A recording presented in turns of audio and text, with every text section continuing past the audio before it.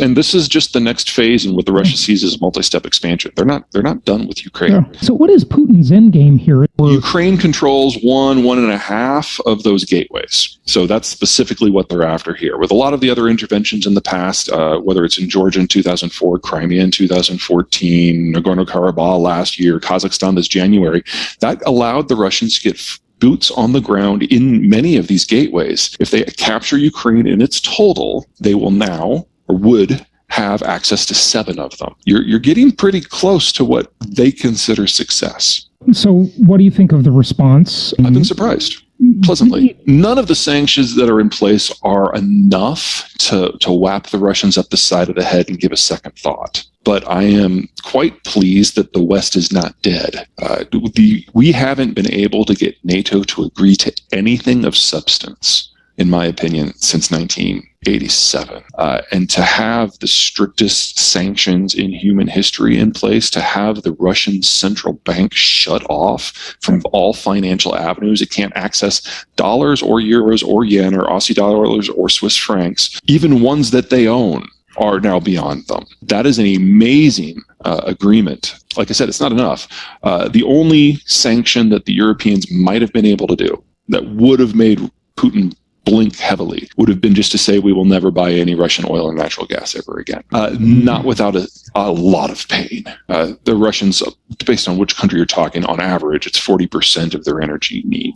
And so if you were to get by without 40% of the energy you needed for the next year, your life would look very, very different. Agreed. So I understand why the Europeans are trying to have their cake and eat it too, but it's not going to last. There is no way you have a war in a country as large as Ukraine, with as much infrastructure as Ukraine, and with the tactics that the Russians are going to have to use, and that energy is still going to flow. So one way or another this year, probably in the next few weeks, those energy flows are going to shut off anyway. Russians pride themselves to a degree on privation, and the sort of people who would push back against the government are the kind that are eating the imported cheese. They're not the kind of people that are going to pick up a weapon and march on Red Square. Yeah. You're talking about the pro-Western elites, the more educated people, and those people are now trying to find a way out. And from Putin's point of view, he sees them as a net loss. So that's really not a problem. Russia's economic reality is usually harsh. This is not a shock to them. And the money that they've got left, they can't access it. All their currency reserves, all their foreign currency reserves were out of the country. They can't reach it. All that's left is, I don't have the numbers firmly committed, I think it's about 120 billion in gold. That is of no use in domestic management. And then like 60 billion in yuan, which is yuan that the Chinese don't want back. So they're already there. They're already scraping metal. All of their weapon supplies are built domestically. It's entirely possible that they will find that they have some components or some weapon systems that they didn't adequately prepare for, and that will turn the war into more of a slog. But the Russians have 10 times the army that the Ukrainians do, and as so long as no one else launches an invasion of Russia proper or sends regular troops into Ukraine, they will win this. And so all the people in the West who nuclear policy is a responsibility, they all perked up. They all looked at it very, very closely, and they're like, okay, nothing's really changed. It's just rhetoric. All of I think that the term they use is muscle memory within the nuclear forces. Nothing has moved. This is just Putin being a bit of a prick. Yeah. It's not something you should ignore, but it's also not something you should overly worry about. What do you think Putin wants on a personal basis? I think those are the top 3 categories here. He is an evil tyrant. He is a dictator, and now everybody but Tucker Carlson admits it. Even Tulsi Gabbard and Bernie Sanders have switched sides finally. Second, he is desperate for his country because he realized that demographically they're in collapse and they have very little time left. And yeah, he wants to be remembered as the next Peter the Great or Catherine the Great, somebody who remade the Russian condition and allowed the country to coast on those successes for decades to come. It's our job to make sure he fails at all 3. Are we going to be able to do that? The United States will not be intervening directly because Ukraine is not a NATO ally. Right. Also, that's kind of a good example of how the Russians suck at logistics. So if it came to a direct head-to-head fight between the United States and the Russians, one, our military is brilliant at logistics. It's like it's Disneyland, the military, everybody else.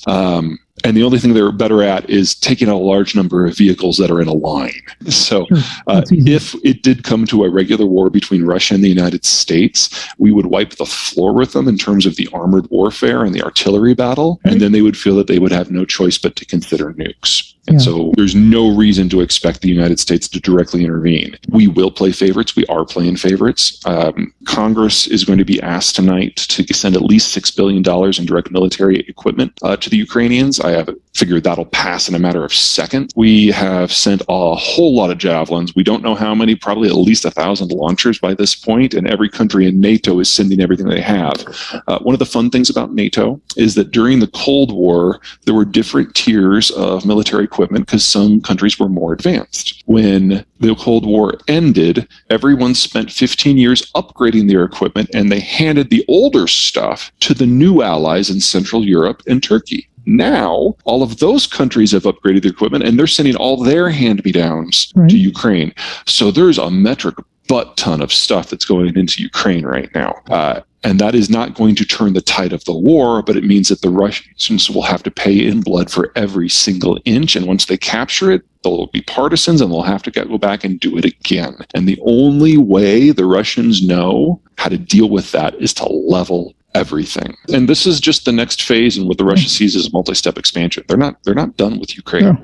Well, the soldiers are most of the soldiers are draftees. So you can imagine how they feel about what's going on right now, since they didn't realize that this is what they were going to be in for. For the Russians back in Russia, no. There have been a number of protest movements in Russia over the last several years, and they've got progressively smaller. And when I looked yesterday at the numbers, there were only about 6,000 Russians total that have been arrested so far nationwide. That's nowhere near enough to generate the sort of activity that Putin's going to be even the least bit concerned about.